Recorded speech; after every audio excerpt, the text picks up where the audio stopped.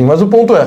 E aí os Qing, eles conquistam o resto da China e eles estabelecem estabilidade e eles falam, cara, já conquistamos isso, vamos conquistar mais. O Tibete estava ali dando sopa, conquistam o Tibete, que está dentro da China até hoje. Conquista impressionante, né? O Tibete é uma região riquíssima do planeta. Exato, que é só um platô no meio da montanha que não tem nada, basicamente. Xinjiang também, outro território extremo, trouxe riquezas sem precedentes para a coroa chinesa. Xinjiang, que é logo ao norte do Tibete, e depois eles conquistam a Mongólia inteira também, que não tinha absolutamente nada também, que é um pedaço horrível. Riquíssima Mongólia. Exato.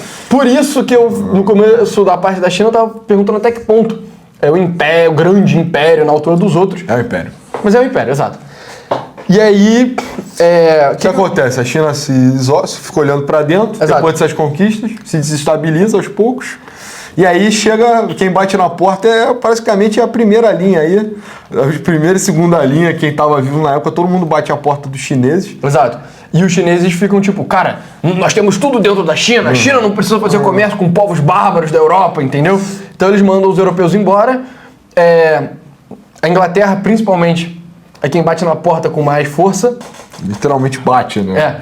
Só que, mas mesmo antes dos europeus baterem na porta, o Qing já estava tendo vários problemas, entendeu? Porque estava tendo um bando de revolta interna. Parece que a China tem esse problema de revoltas internas, sabe?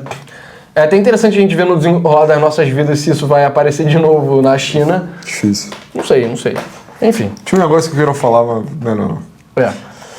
E eles vão se fechando cada vez mais, porque eles percebem que o comércio externo só deixa os europeus mais poderosos e os europeus com mais vontade de dominar economicamente a China. Aí... No século XIX começa o século da humilhação, né? Que é uma...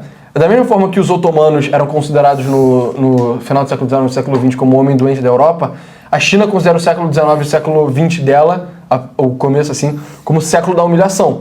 Que é o quê? Os europeus simplesmente não aceitaram a China ser isolacionista e a Inglaterra começa vendendo ópio ilegalmente, né? Traficando ópio, porque a China literalmente proibia qualquer chinês de fazer comércio com qualquer pessoa que não fosse da China, entendeu? Então, só que a China era corrupta, então os ingleses chegavam lá e falavam, cara, olha só, toma esse ópio aqui, eu vou te dar mais dinheiro, blá, e tal. E aí os oficiais chineses faziam um comércio, os enriqueceram, a China foi ficando viciada em ópio, e aí o Qing não tinha capacidade de resistir aos ataques navais e os ataques militares de propriamente exército de terra dos europeus, e eles foram sendo, cara, cada vez mais entrando meio que na esfera de influência dos países europeus. Então a Inglaterra é o principal, mas a França pega a boquinha, Portugal tenta... Rússia pega, pô. A Rússia pega bastante. Porto Arthur lá no norte e tal. Exato. Então, a China fica humilhada, né? Exato. Assim, acho que são 8 guerras do ópio, cara. Eu não tenho certeza, na verdade. Mas a forçada invasão da China e o consumo de ópio, assim, dezenas de vezes. Exato. E até o Japão, né? As pessoas falando do Império Japonês, isso foi uma das coisas que o Japão realmente agiu como uma potência imperialista, que foi dominando pedaços da China.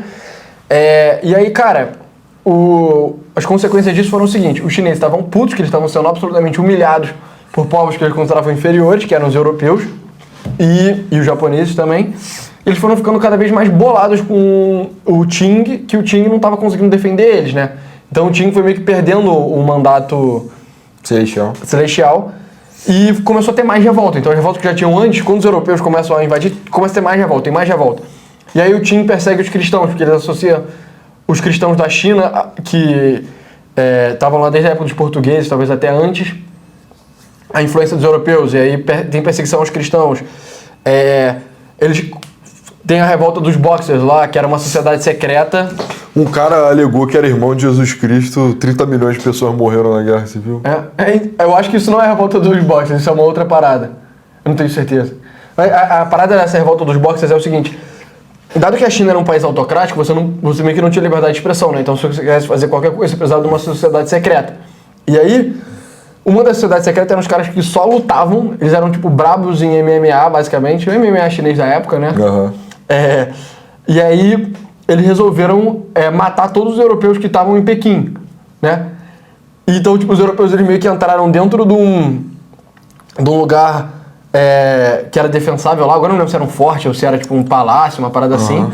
E os caras que eram brabos em artes marciais, obviamente eles não estavam matando ninguém na mão, né? Estavam matando com armas.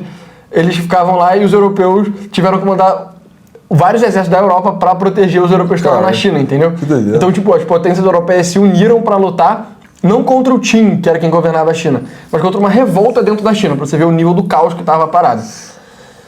E aí, enfim, cara, isso vai acontecendo até um ponto que uma dessas revoltas republicanas aí derruba a dinastia Qin, implementa a República da China, que eventualmente cai pro Mao Tse-tung e vai parar em Taiwan, né?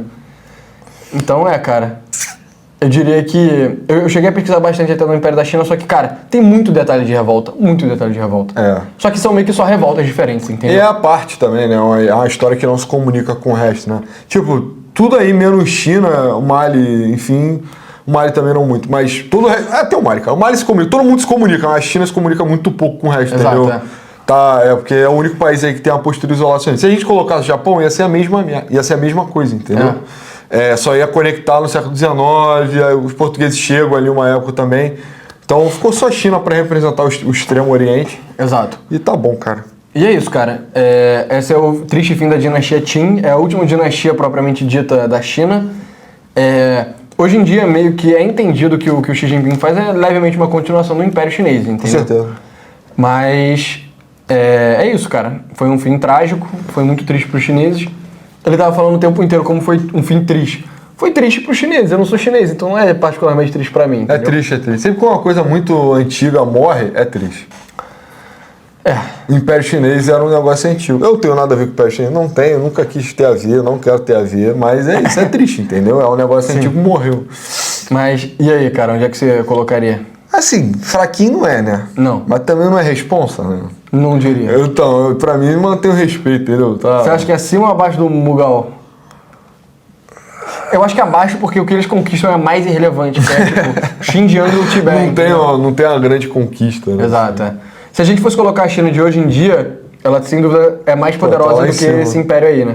Provavelmente já tá em lendário, entendeu? Não. Porque eles inventaram o toyotismo. Ah, não, Não, o toyotismo é a invenção. Eu sei, mas a China é a pérola, né? Produção sob demanda, pô. Sim. E global, cadeias globais de produção, a China é pica nisso. Ela revolucionou. Mas o Japão que inventou essa parada. Sim, mas a China... O Japão, ele só pegou o modelo econômico... A China só pega o modelo econômico do Japão e aplica na China. Quem inventou o mercado de ação tá em bem responsa. Quem voou com o mercado de ação, a história jamais vai esquecer, entendeu? Então, da mesma forma, o Japão ia estar aqui... Enfim, tanto faz. Mas, enfim. Partido Comunista Chinês, envie o cheque, por favor.